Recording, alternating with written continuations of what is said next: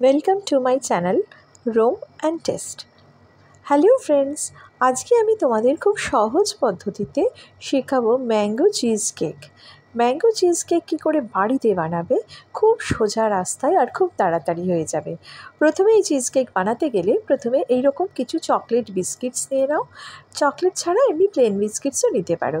বিস্কিটগুলো আমি ভালো করে ঘুরিয়ে নিলাম। এবার নিচ্ছি আমি 200 গ্রাম পনির, অথবা তোমরা বাড়িতে দুধ কাটিয়ে ছানাও করে নিতে পারো। এই ছানাটা কিন্তু একদম জল ঝরানো হবে। তোমরা যদি বাড়িতে দুধ কাটিয়ে ছানা করো, সেই ছানাটা কিন্তু একটুও জল যেন না থাকে সেটা দেখবে।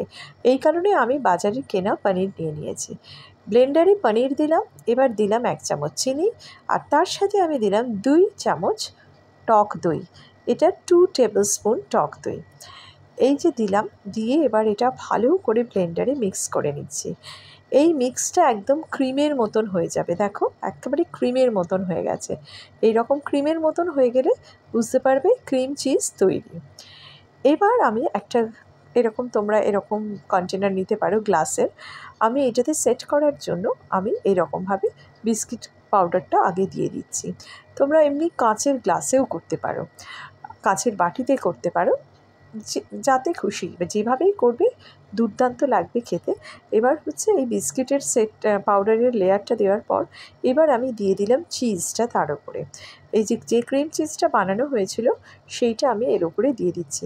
এটাতে কিন্তু মনে রাখবে আমি কোনো ক্রিম, আলাদা করে কেনা ক্রিম ইউজ করিনি, কারণ এটা আমি খুব হেলদি রেখেছি। বাড়িতে বাচ্চারা খাবে, ইভেন বড়রাও খেতে পারবে, কোনো রকম কোনো অসুবিধা হবে না, খুব হেলদি। এইভাবে আমি প্লেন করে নিচ্ছি। এরপর আমটা ছিল, এই যে পাকা আমের পাল্প করে নিয়েছি, পাকা আমের পাল্পটা এবার আমি এটার উপরে দিয়ে দিলাম। পাকা আমের পাল্পটা জাস্ট এর উপরে দিয়ে দাও, দিয়ে এটা সেট হতে হবে। এই সেট করার আগেও তোমরা পেস্তা কুচি দিয়ে দিতে পারো, পরেও দিতে পারো, কোনো অসুবিধে নেই। এবার তুমি ফ্রিজারে দিয়ে দাও।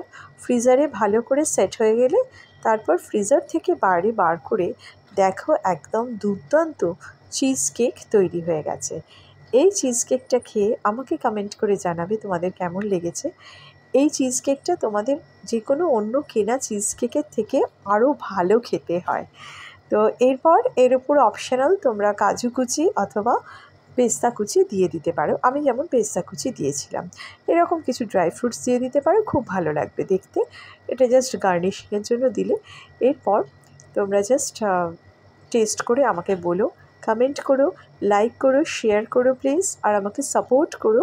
তবে আমি তোমাদের এরকম সহজে অনেক রান্না দিতে পারবো, যাতে তোমাদেরও ভালো লাগে আর আমারও ভালো লাগবে শেয়ার করে।